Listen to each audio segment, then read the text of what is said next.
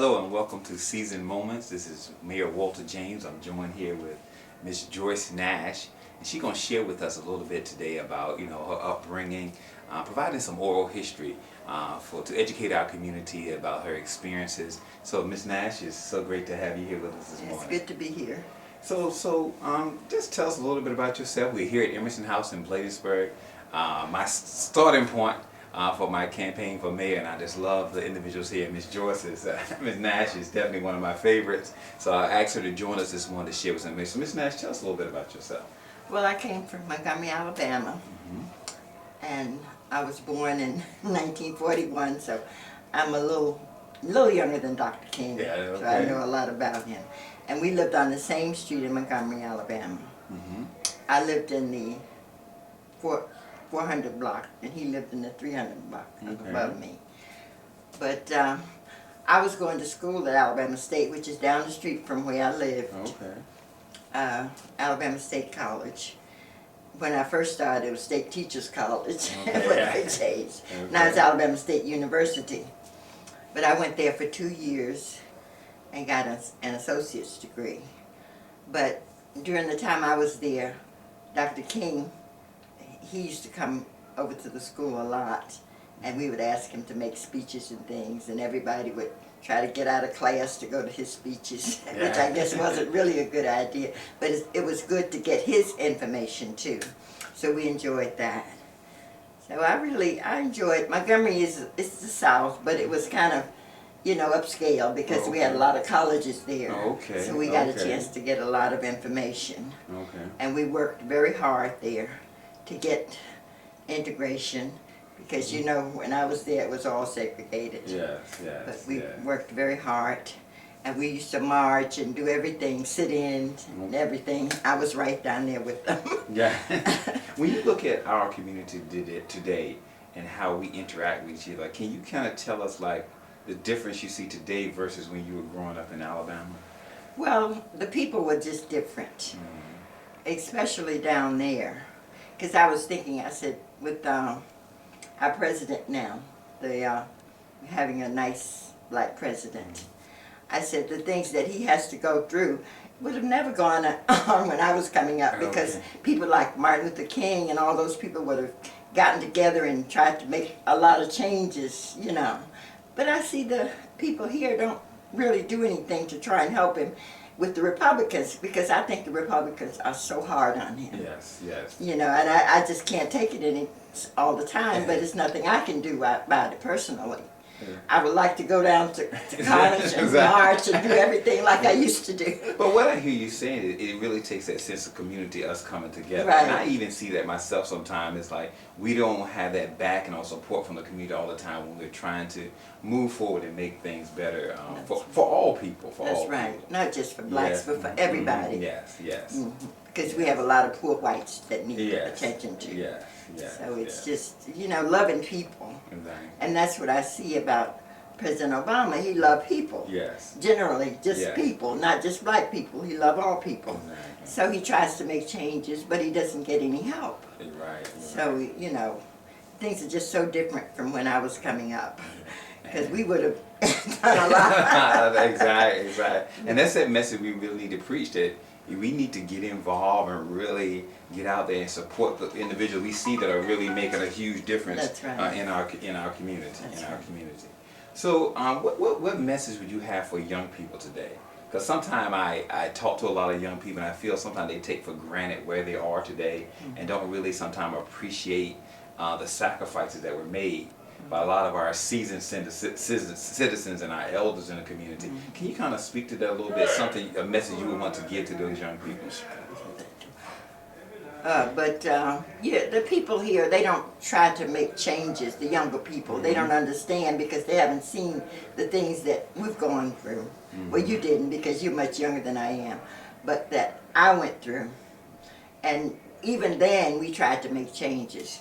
We would just go to, even during the voting period, we would go around to different homes, getting people to vote and all that, talking to them about different candidates and all that kind of stuff. That's what we did. But I'm sure the people now, the younger people, They should get involved, especially as far as the voting and the campaigns are concerned.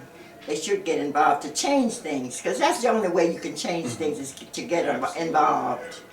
You can change, you'd be surprised how things would change. Because I was thinking, I said, wow, if this was a time when Martin Luther King and all those people were around, things wouldn't be like they are. Because they would do things to try and make changes. Even have meetings and talk to the younger people. You know. But, you know, people nowadays, they just don't get involved. That's the main thing, is getting involved. Doing whatever it takes to change things, to make things better. For the future. Because I think our elders and our forefathers, definitely, they saw that we are all connected. Like, whatever I do affects my neighbor, and we are all in this together. And like you say, I believe today sometimes we have kind of lost that and become like isolated and have this little, this is my pot over here, this is your pot. And I believe we get comfortable. Exactly, we do. Exactly. I believe you said it perfect. We do get comfortable. Because one thing I try to do is really kind of work with our young people to show them, even outside of Bladensburg, there's so much that the world has to offer, and I think sometimes we have to come together as a community, because our family structure, I notice, is not as strong as it was in the 4 years. And I think that's one of the issues that I see sometimes in the community, that our family structure needs to be really focused on and getting that unit back together that can produce some great families, in essence create a better community. Kind of, what are your thoughts on?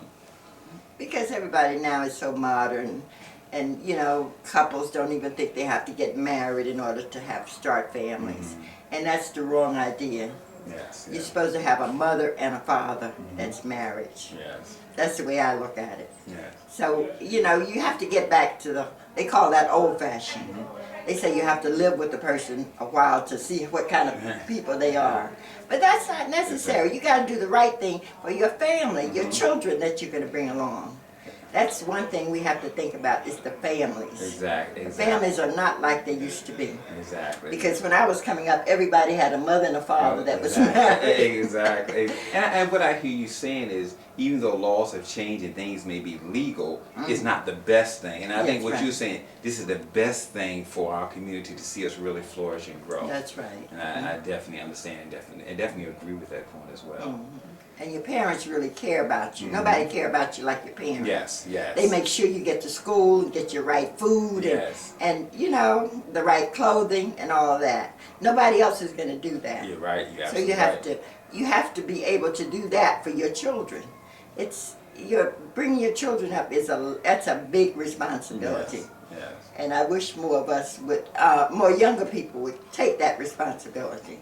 Because we would have a better future if we bring up people in the right way. So this has been really great, some great information. I just kind of want to go back a little bit, like, to talk a little bit more about your experiences, even those little things about going to school, interacting with your friends in Alabama, and that whole sense of that whole community there. A little bit more about Alabama. Yes. Okay. Well, in Montgomery, we had several restaurants, but they were all segregated, and blacks on one side and the whites on the other.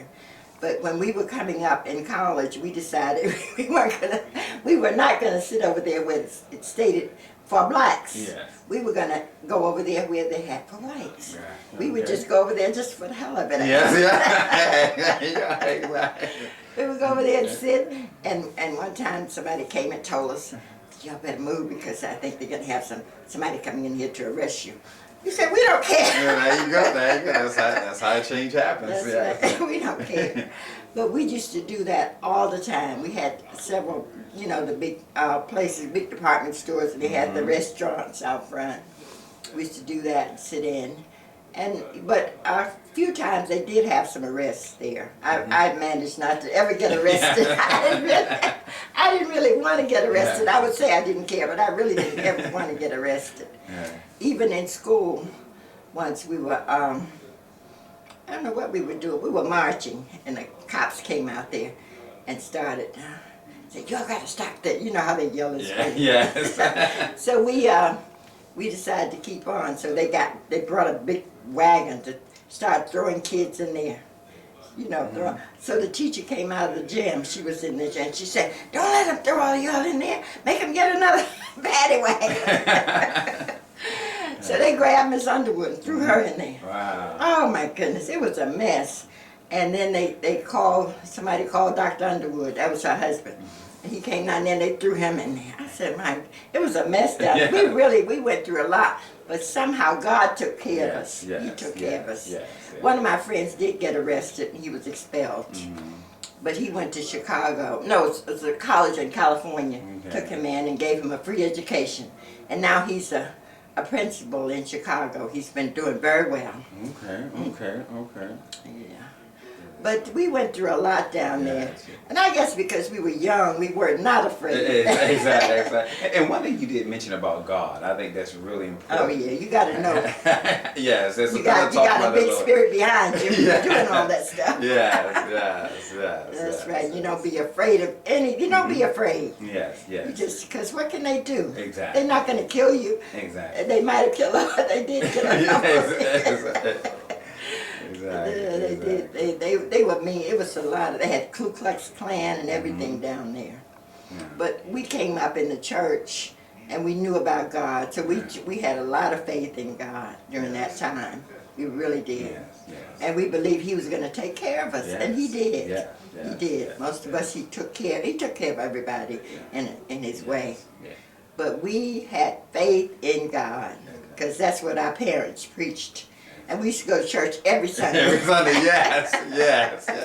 It's funny you share this story about the church. I grew up on the Eastern Shore, Virginia, and when I came here to go to church, and church got out at 12 o'clock. I was used to tell my wife, "Wow, this is really early." Because back home when we went to church, you were in church from like sun up to sundown. It was like all day long. Right. Sunday was really the Lord's day.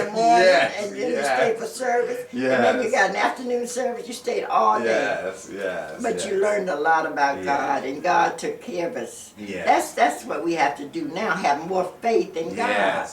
And when we pray, believe that He's going to do things we're asking. That's the main thing. Because even in our history, you notice the church played a real vital role in changing a lot what's happened. And I believe sometimes when you look at our churches today, they become more corporate versus that community outreach piece and really changing. And that's one thing I would like to see kind of us move on that direction where the churches play even a greater role in changing our community. Because you're right, back in our history, the church and our faith really sustained us and was really important. That's right, it really was. You had to go to church every Sunday. My mother said, you could think you're going to stay out there all night, but you're going to church tomorrow. Exactly. None of that, "Oh, I'm sick, I'm not feeling well, I'm going to get up." No, we're going to take you to church and they're going to pray for you and you'll get well. That was someone we were coming up. But it was, we had certain things that just were our way of doing things, and it was the right way apparently, because it got us over. It sure was. And most parents in the South, they believe in going to college. They don't believe in just, quitting school and all that stuff, not doing anything, not working. My mother used to tell my brother, now when you finish high school, you're not going to sit here. You're going to either go to college or you're going to get a job. Exactly. That's right. She didn't believe in that. I see kids, finishing school and just staying home. You can't do that. You got to. Well, now jobs are hard to find. Economy is different from it was when we were coming up, because at that time you could just go from job to job. You could really get jobs easily. Especially during Lindsay's time. One of the things I seen when it came to the job piece, and I talked with my parents and some of my grandparents about this, growing up there was a more emphasis on probably that entrepreneurial side of things. Oh yeah, that's true. Where you go to school, you want to get a job and work, but also go to school to create jobs. And I kind of preach that message when I go into the schools, and I like how Bladensburg High School now has an entrepreneurial piece when freshmen come in, because it's the way we're moving into this global economy, I believe it's necessary for our young people to have that skill set, to say, listen, I'm not going to go out and get a job for myself, but I'm going to go out to create a business, create a job that I believe can help the community as well. And in our history, I believe I was doing a lot of my research, finding out that was really strong in our history, the spirit of entrepreneurship. That's right.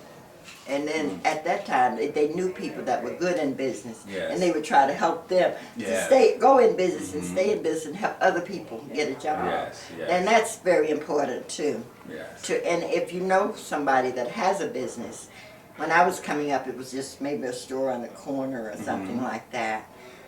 You know, patronize that person. Yes, yes. Give him your support. Yes, Help him to get ahead. yes. But now it seems like nobody wants to help each other get ahead. They want to bring you down. See what is going on around here?